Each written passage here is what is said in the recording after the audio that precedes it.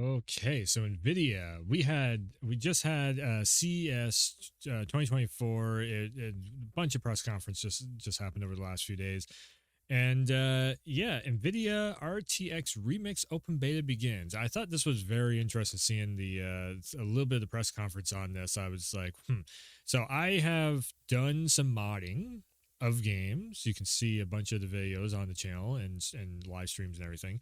And the one thing that is always a really fun thing to do when it comes to gaming is modding texture files and such to really just make a game pop way more and everything. I did it with Mass Effect. I've done it with Grand Theft Auto before. GTA 4, it's like you can literally fan made remastering of a game pretty much with new textures, upres AI generated, texturing and all that. So let's read through what this is actually talking about here. Of an open beta begins January 22nd of RTX Remix. So PC game modding is colossal. Over 10 billion game mods are downloaded each year. Maybe we'll make this a little bit bigger if I can, possibly. Yeah. Some mods enhance graphics as faster GPUs are released, extending a game's lifespan with new content, expanding their audience with total gameplay conversions. With NVIDIA RTX Remix, we're enabling modders to remaster their favorite classic games with full ray tracing. NVIDIA DLSS reflects modern physically based rendering PBR assets and generative AI texture tools. One of many generative AI announcements made at CES. So, when it comes to, if you go and look up the, let's see here, Final Fantasy VIII remastering, one thing and also there's like, I think it was like Legend of Mana or something, is a bunch of the old time RTS games. They are turn-based games. Sorry, they've all been remastered using AI upscaling. And AI upscaling essentially takes a texture and basically predicts where what pixels are missing in it to up-res it to have just sharper looking everything. And essentially, that's what I'm getting from this, is that the RTX Remix is going to be like an AI texture tool in real time, which that'd be mind blowing. That's like some next gen stuff right there. That'd be absolutely insane if it can actually do it real time wise. So you just load up a game and all of a sudden, just like your NVIDIA filter, where you can do coloring and everything in the game.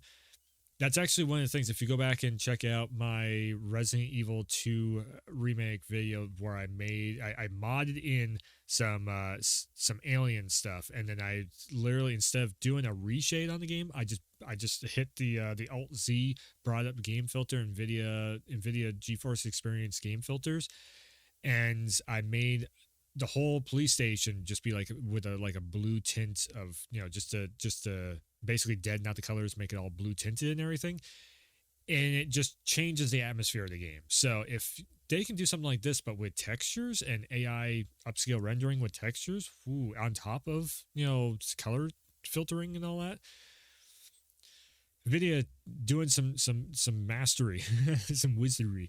Access to RTX Remix was previously limited to select early access modders, but starting January 22nd, any modder can remix a compatible classic game thanks to the open beta release. An open beta release, so we can actually check this out if you have an RTX card. RTX Remix application. I'm gonna have to do that. Let me open that in the background. RTX Remix has already delivered stunning remasters to NVIDIA's own Portal with RTX and the modder-made Portal Prelude RTX. Now, Orbifold Studios is using RTX Remix to develop Half-Life 2 RTX and RTX Remix project. This year is going to be my first time I fully play through Half-Life. I've played chunks of Half-Life. I've never fully played through the whole series.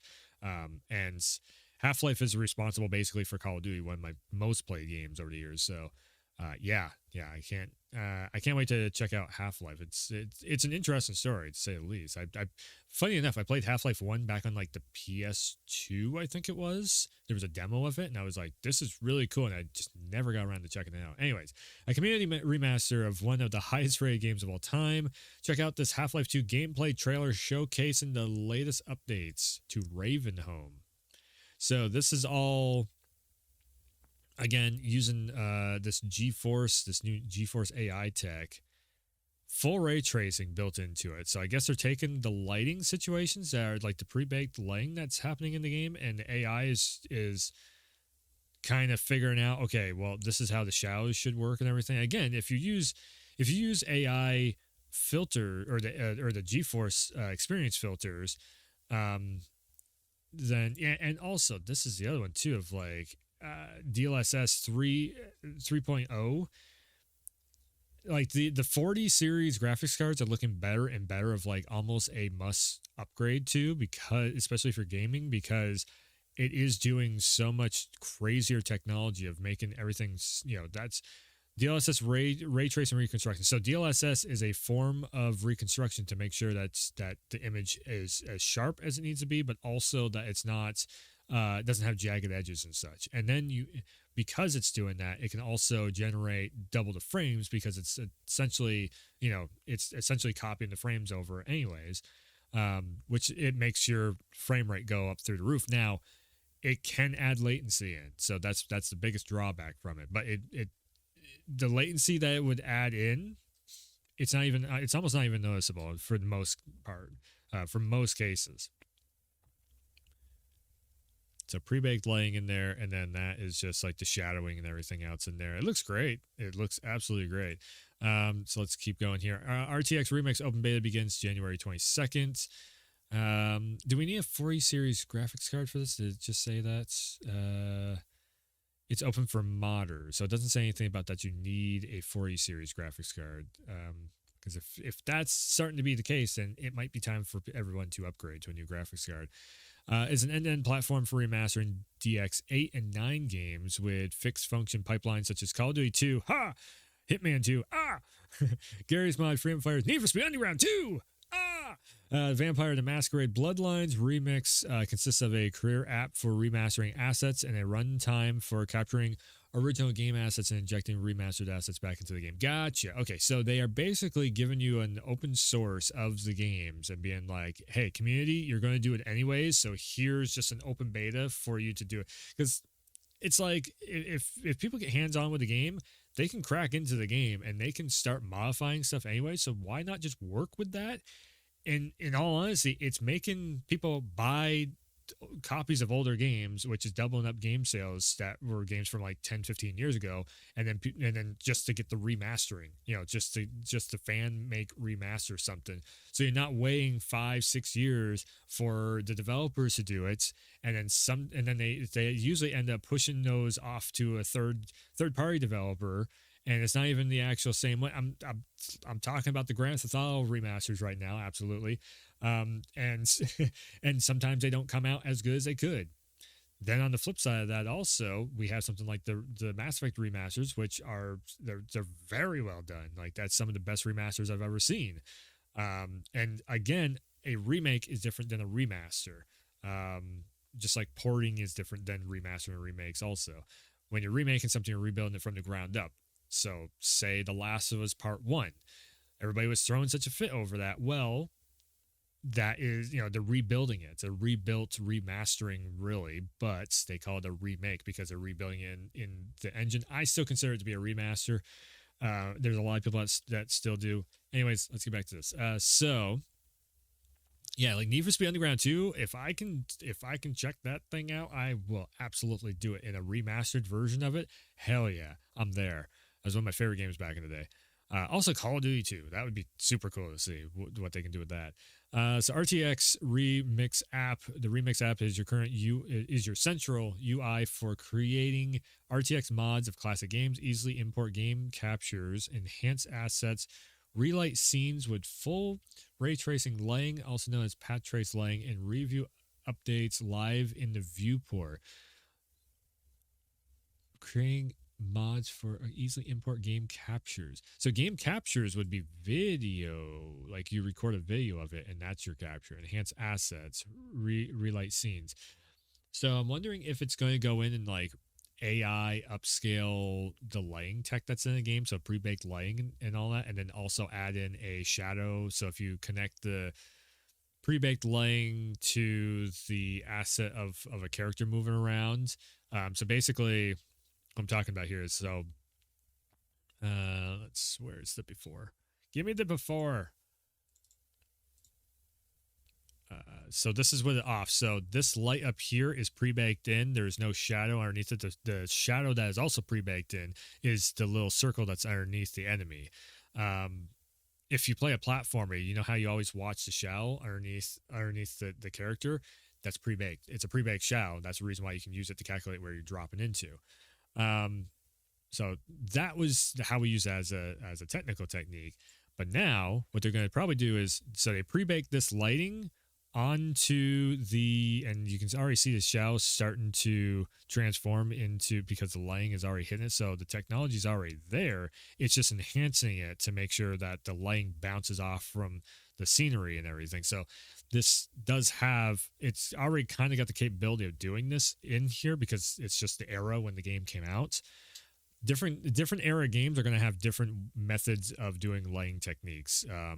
If it was hardcore pre-baked stuff, then you would have a lighting map. If it's something a little bit older in the era of gaming, then you're going to end up having like shadow casting and such. So remix app features include remix ingestion pipeline. So this is a lot of like the definitely if you're working in like a Unreal Engine situation or something, this is all your stuff here. Blender, Adobe Substance, support for a variety of PBR material maps, including metallics and okay, that's very cool. So again, it's going to if something is metal, it's going to look a lot more like metal. If something is say a vinyl, if something is a brick, then it's going to look so much more just how much shininess is there, how the shadows are reflected off the surfaces and everything. That's what the ray tracing is essentially trying to do its best at replicating. So, if this is shiny metal and everything, then you're going to have a bit of a shine coming off of it from the light sources. You might be able to see yourself in it because there's a reflection in there. But then also you have a shadow being cast because the lighting source is hitting over here and it's casting the shadow down there. Yeah.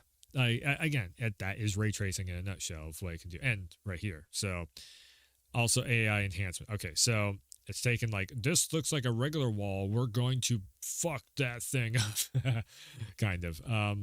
Again, if the wall is supposed to look like this and not like this, then this is kind of a little more messed up situation of like you're actually, I would say in this case right here, if this is the intention of the artistic intention of it, then this should stay this like this. It should just be upscaled to make this more sharper of an image.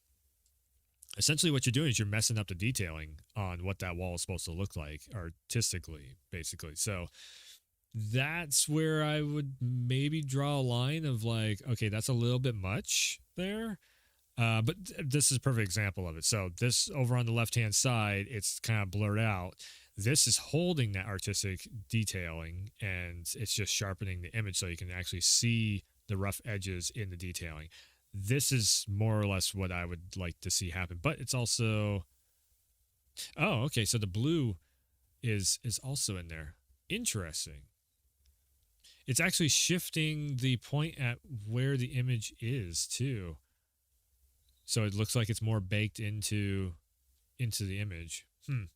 Again, that would be an artistic thing right there of, how much is this supposed to stick out? Is this part of a collage on the wall or something? Like that's, then you'd have to really make this either a brighter blue or stick out even more because the AI is also cutting off half of the image right there. So yeah, it's very interesting techniques of what they're doing here. Simple color texture is found in classic games, giving artists more time to turn their attention towards manually rebuilding hero assets.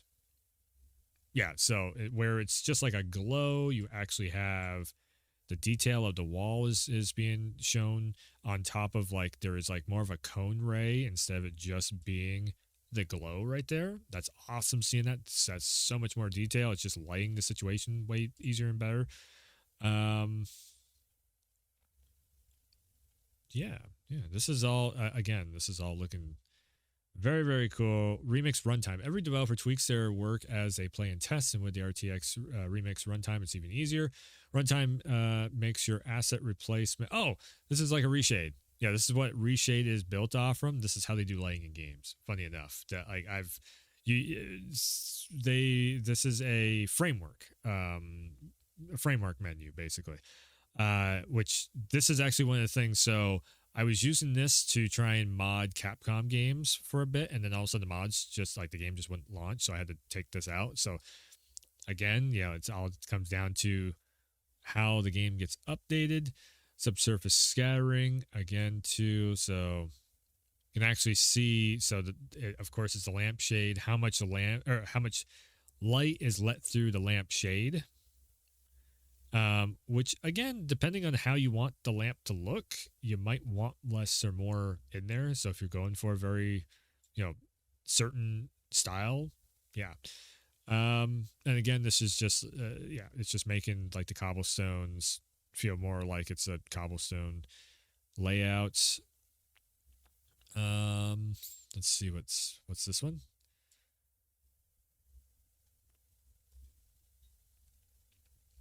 RTX Remix Project.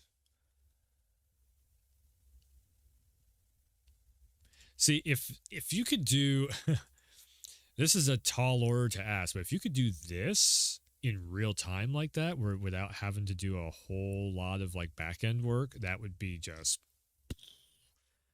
ridiculous, to see that end up happening. Imagine they could get that to work on the fly in your next gaming console. I'm gonna make your mind just go. Your next gaming console makes it look like that. So you load up your favorite old game, like an old first-person shooter, an old fighting game, an old, like a Crash Bandicoot or a Spyro or something, and all of a sudden Crash Bandicoot looks like the remastered version, like the Insane Trilogy version. Spyro looks like the reignited version of those characters, where it takes it from like blocky looking character models.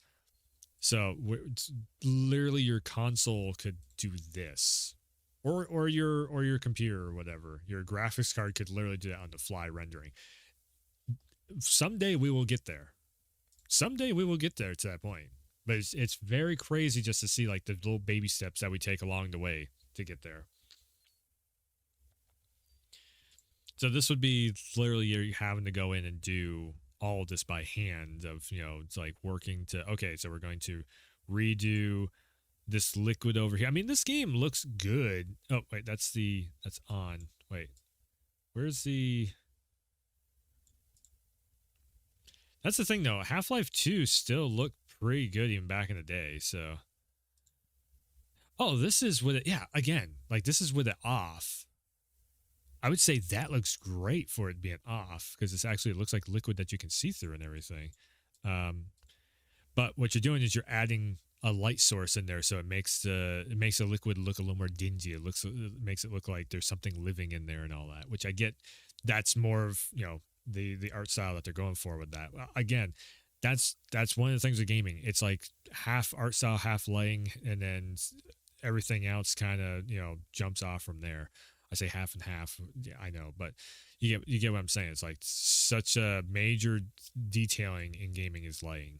And again, too, it's like, it's adding the shadow in. It's making the light actually spread out more, where you just have kind of, and this is a great source of like a pre-baked light. So you have a cone ray going down there, and then you have it basically baked into the floor of like, okay, the light will only go this far.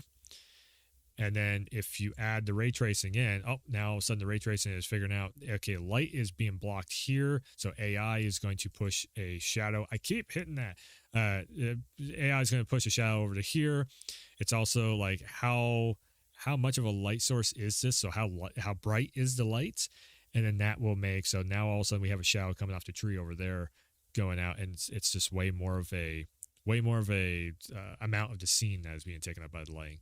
Again, super cool technology that they're working with here. That's the reason why I would always stick, go with an AMD graphics card. I would just stick with NVIDIA. Like RTX cards are doing absolutely just nuts, insane stuff.